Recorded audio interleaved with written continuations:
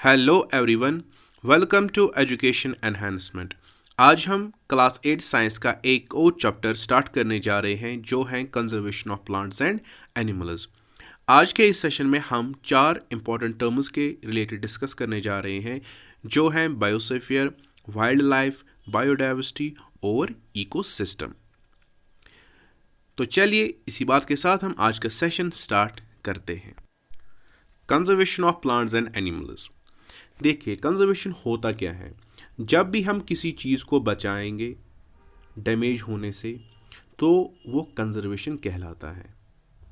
या अगर कोई चीज़ ऑलरेडी डैमेज हो गई है लेकिन उसको फर्दर डैमेज होने से जब हम उसको बचाएंगे तो ये भी कंजर्वेशन ही है।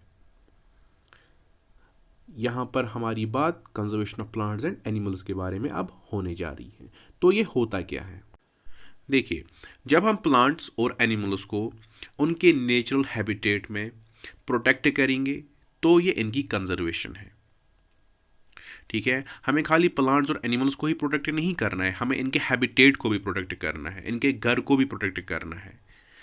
जैसा कि आप लोगों को पता है कि अर्बनाइजेशन की वजह से या इंडस्ट्रियलाइजेशन की वजह से जो ये फॉरेस्ट्स है इनको काटा जा रहा है। ठीक है, डिफॉरेस्टेशन हो रही है, वो भी इन एन अनइंटरप्टेड वे। उससे क्या होता है, जो ये प्लांट्स और एनिमल्स का जो हैबिटेट होता है या जो इनके घर हैं वो ख़त्म हो रहे हैं। ये फिर क्या करते हैं, ये फिर रेजिडेंशियल एरियाज़ में चले जाते हैं ये एनिमल्स, वहाँ पर ये काफ़ी नुकसान पहुँचाते हैं और उस दौरान इनको मारा भी जाता है। तो इससे क्या होता है, इनकी पॉपुलेशन ऐसे कम हो जाएगी। तो जो ये हैबिटेट डिस्ट्रक्शन है ये मेन काज है प्लांट और एनिमल स्पीशीज़ का एक्सटिंक्ट होना। जैसे कि अगर हम बात यहाँ पर करेंगे डायनासोर की, वो जुरासिक पीरियड में था, ठीक है, लेकिन आज है ही नहीं। अगर हमें डायनासोर को देखना है तो हम उसको खाली मूवीज़ में देख सकते हैं, लेकिन हमारे पास अभी वो एग्जिस्ट नहीं हो रहा है। यहाँ बाकी बहुत सारे एनिमल्स हैं जो एक्सटिंक्ट हो गए हैं, या बहुत सारे ऐसे हैं जो मतलब एक्सटिंक्ट होने की कगार पे हैं। तो हमें चाहिए कि हमें उनको बचाना चाहिए। तो चलिए अब हम प्लांट्स और एनिमल्स के रिलेटेड कुछ इंपॉर्टेंट टर्म्स पढ़ने जा रहे हैं। ठीक है, जो पहली टर्म है वो है biosphere. Biosphere is that part of the earth in which living organism exist. Biosphere हमारे इस प्लेनेट अर्थ का वो हिस्सा है जिस हिस्से में लिविंग ऑर्गेनिज्म एग्जिस्ट करते हैं या जिस हिस्से में लिविंग ऑर्गेनिज्म रह रहे हैं। It includes land surface of the earth, atmosphere of the earth as well as water bodies on the earth। तो जो ये बायोस्फीयर है इसमें क्या क्या इंक्लूडेड है, एक तो लैंड, दूसरा एटमॉस्फेयर और तीसरा वाटर बॉडीज। इस बायोस्फीयर को जोन ऑफ लाइफ भी कहा जाता है।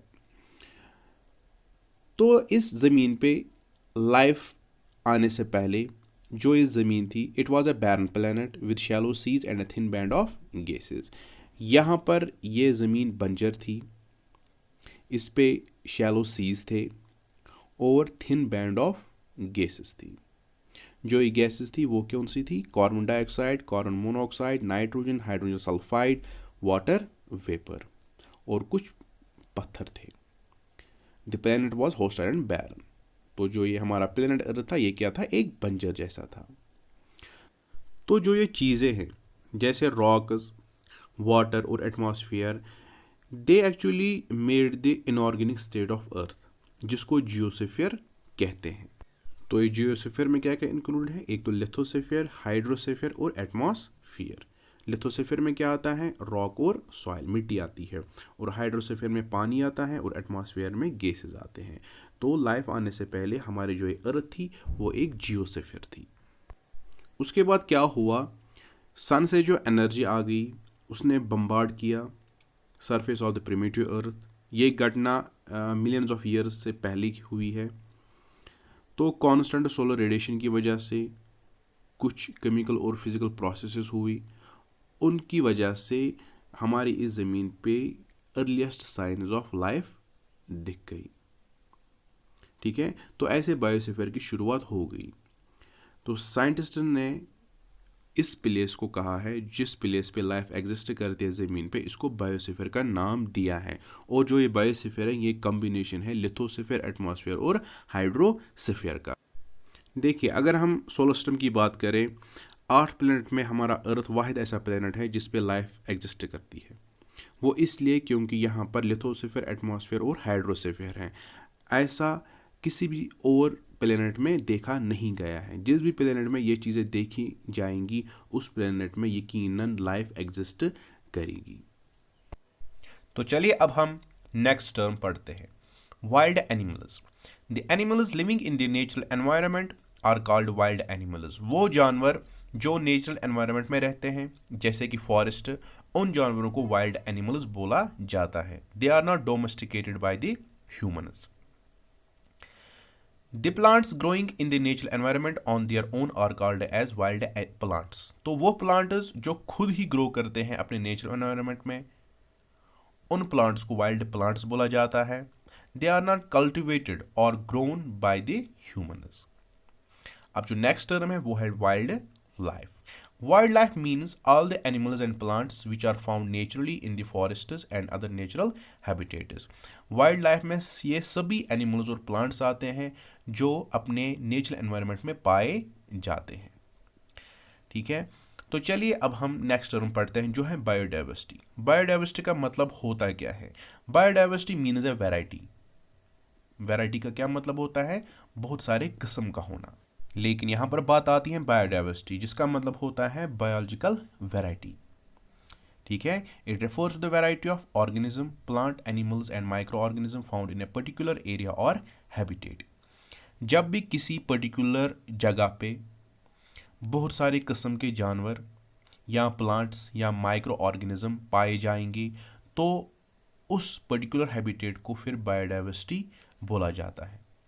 आप लोगों को पता है कि एनिमल्स की काफ़ी सारी किस्में हैं, जैसे एम्फीबियंस हैं, रेप्टाइल्स हैं।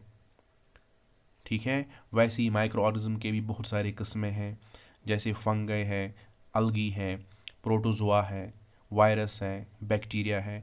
तो ये वैरायटी है, तो इसी वैरायटी को बोला जाता है बायोडाइवर्सिटी। किसी भी जगह जब यह चीज़ें काफ़ी ज़्यादा मिकदार में मिलेंगी तो ये बायोडाइवर्सिटी है। और the presence of a large number of organism found in a particular area is called biodiversity. यहाँ पर भी ये वही बात कर रहा है कि जब भी बहुत सारी मिकदार में ऑर्गेनिज्म को पाया जाएगा किसी पर्टिकुलर एरिया में तो ये बायोडाइवर्सिटी है। Biodiversity is the species richness. ठीक है, स्पीशी होता क्या है? स्पीशी ग्रुप ऑफ ऑर्गेनिजम्स हैं जिनके कैरेक्टरिस्टिक फीचर सेम होते हैं और जो इंटरब्रीड कर सकते हैं, तो इनको स्पीशीज़ बोला जाता है। जैसे होमो सेपियंस, हम एक स्पीशीज़ है, we are the group of organism जो इंटरब्रीड करते हैं जिनके कैरेक्टरिस्टिक फीचर्स सेम होते हैं। वैसे ही जब बहुत सारे स्पीशीज़ एक जगह पर पाए जाएंगे तो ये बायोडाइवर्सिटी कहलाते हैं। तो चलिए अब हम नेक्स्ट पॉइंट पढ़ते हैं जो है ecosystem. An ecosystem is a system which include all the living organism, plants, animals, microorganism of an area and physical environment, soil, water and air in which they live। Ecosystem एक ऐसा system है जिसमें living organisms आते हैं, plants, animals, micro organism और साथ साथ बाकी फिजिकल एनवायरनमेंट जैसे मिट्टी, पानी, हवा, क्योंकि ये चीज़ें इन माइक्रो ऑर्गेनिज्म या प्लांट्स और एनिमल्स के जिंदा होने के लिए काफ़ी ज़रूरी होता है। In an ecosystem the various living organism interact among themselves and also with the physical environment in which they live.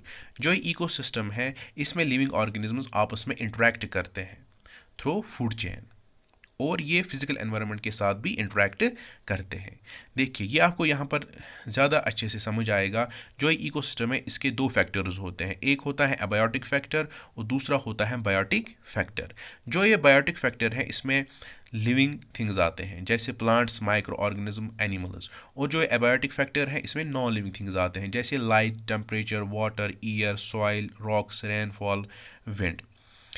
ये कैसे एबायोटिक फैक्टर और बायोटिक फैक्टर आपस में इंटरेक्ट करते हैं? देखिए प्लांट्स को फोटोसिंथेसिस के लिए वाटर की ज़रूरत होती है। ये वाटर क्या है? ये एबायोटिक फैक्टर है। सिमिलरली सॉइल एक एबायोटिक फैक्टर है लेकिन प्लांट की ग्रोथ के लिए काफ़ी ज़रूरी होता है क्योंकि न्यूट्रिएंट्स सॉइल में ही होते हैं प्लांट्स के लिए। ये प्लांट जब ग्रो करता है ये एक प्रोड्यूसर बन जाता है, इसको फिर कंज्यूमर खा लेता है जैसे कि हम, और फिर कंज्यूमर को फिर आफ्टर सम टाइम या आफ्टर डेथ कौन खाता है? माइक्रो ऑर्गेनिज्म जो डिकम्पोजर्स होते हैं। तो ये चीज़ें आपस में इंटरेक्ट करती हैं, ठीक है। तो ये लिविंग ऑर्गेनिज्म आपस में कैसे फूड चेन के थ्रू इंटरेक्ट करते हैं, आइए देखते हैं। ग्रास, ग्रास क्या है? ये एक प्रोड्यूसर है, ठीक है। इसको कौन खाता है? इसको ग्रास सुपर खाता है। ग्रास सुपर को फिर कौन खाता है? माइस। माइस को बाद में कौन खाता है? स्नेक। स्नेक को ईगल खाता है। और जब स्नेक की डेथ हो जाएगी तो जो चाहे फंगस हो या चाहे बैक्टीरिया हो, ये इसकी बॉडी को ब्रेक डाउन करेंगे। जो इसमें मैटर होगा वो फिर सॉइल के साथ मिल जाएगा, ठीक है। सॉइल फिर से एनरिच हो जाएगी न्यूट्रेंट से, ये फर्टाइल हो जाएगी और इसी सॉइल से फिर प्लांट फिर से ग्रो करेगा। और इस प्लांट को फिर से फिर ग्रास सुपर खाएगा, उसको फिर माइस खाएगा, उसको फिर स्नेक, स्नेक को फिर ईगल, ईगल को बाद में डेथ होने के बाद बैक्टीरिया इसको डिकम्पोज करेंगे और ये फिर से मिट्टी के साथ मिल जाएगा और ये साइकिल चलता रहेगा। तो ऐसे इकोसिस्टम में ये बायोटिक और एबायोटिक फैक्टर आपस में इंटरेक्ट करते हैं। तो चलिए आज का सेशन यहीं तक था। उम्मीद है आप लोगों को काफ़ी अच्छे से समझ आ गया होगा। मिलते हैं नेक्स्ट सेशन में। Till then take care.